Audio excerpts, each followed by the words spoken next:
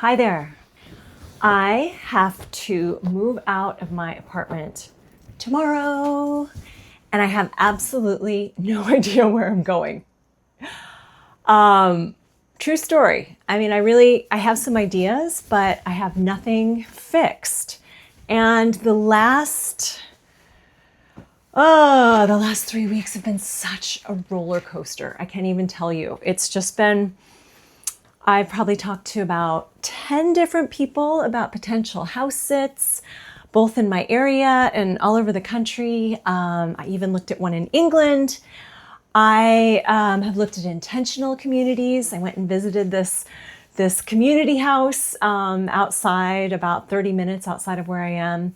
I almost rented the most incredible crystal tiny home. It was like all these crystals, and it was really cool. And I turned it down because it was a little too far away from the city, and I just didn't want to commute back and forth. But it turns out there was a freaking tornado that went through there the next day, the day after I turned it down. And I actually heard from her that the tiny house got damaged from it, and she actually has to take it off the market now to take care of it, and before she can rent it again. So I'm like, okay, I dodged a bullet there. I have looked at so many different furnished finders. I've looked at just like renting longer term. I'm even thinking about trying to figure out how I could buy something, but I don't feel ready for that yet. So I guess I'm just rolling with it. I don't know what else to do. I mean, the days have been ticking and I still haven't known. So I just trust that it's all going to work out. But it's been really stressful. I feel like I have total decision fatigue. Today I panicked. Actually, today I had the opportunity to cat sit at a house that's 5 minutes away from the beach in Maine during August, and I turned it down.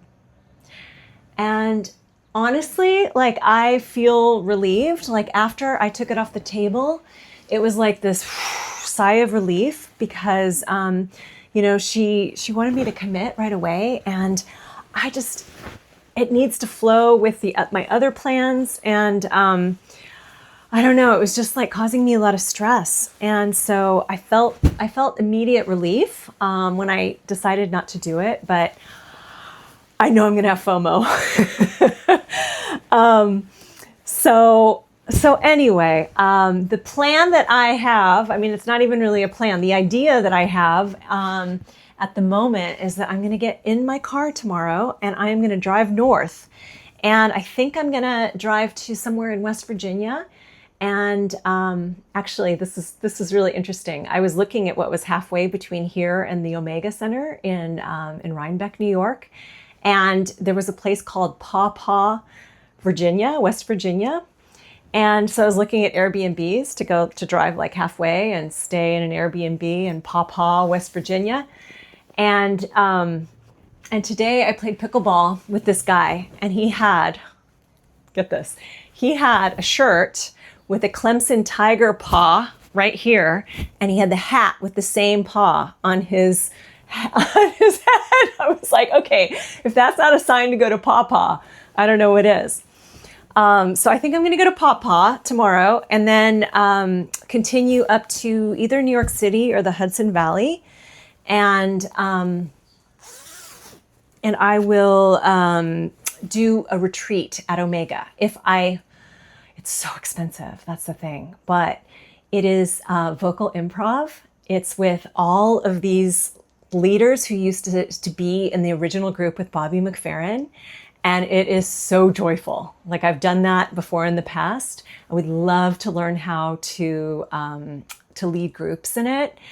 And so when I think about like what would bring the biggest joy, it would be doing that retreat.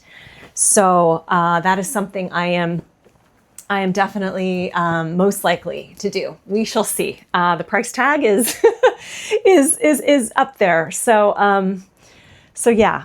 I think if I can maneuver a cat sit afterwards, it'll be a little easier to justify the cost. But anyway, I just have been feeling like this extraordinary, what is it? Like they call the paradox of possibilities. Like I don't remember where this is from, but it's basically like if someone comes from like a communist country and they only have one choice, then it's really hard because humans like to have possibilities and like to have choices. But if you go down like the cereal aisle at an American grocery store and you have hundreds of types of cereal, then that's also really hard because there's so many options that you get paralyzed by all the options. I mean, not everyone, but it's common. And then they say the ideal number of options is somewhere between 3 and 5, because then you still feel at choice, but you don't get paralyzed. You don't get overwhelmed by the possibilities. So that's not what I'm doing right now. I have been in the grocery aisle of possibilities for my life recently, and so I am kind of using this as an opportunity, this new chapter, to do something with YouTube around it, like take you on my journey, like have some sort of a challenge. I haven't figured out exactly what it is, but I'm also thinking of maybe doing some more vlogging and just taking you along for the ride. So I would love to hear how you have dealt with choices. Do you like having a lot of choices? Do you like them to be limited to make it easier? Is it easier for you in terms of material choices? Like for me, I was living out of a carry-on for 5 months. So I have like the material choices. That actually works really well for me to not have as many.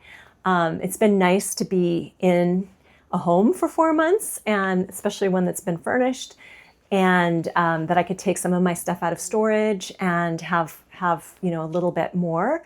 But I do okay with very little most of the time. But where I tend to get more in spin cycle is around just thinking of all the different possibilities. And right now it's like, well, I guess there's kind of 2 major buckets. Like one is, do I want to use this season for adventure and exploration and really coming into my joy?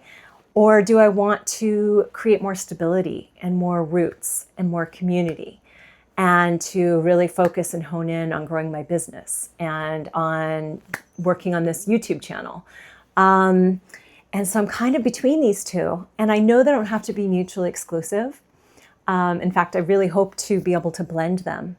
But it does feel like for the next month, based on the choices that I make, it's kind of one of these directions more than the other. And so far, it seems like the adventure camp is winning out.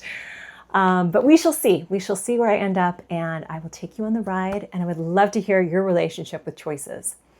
All right. See you soon.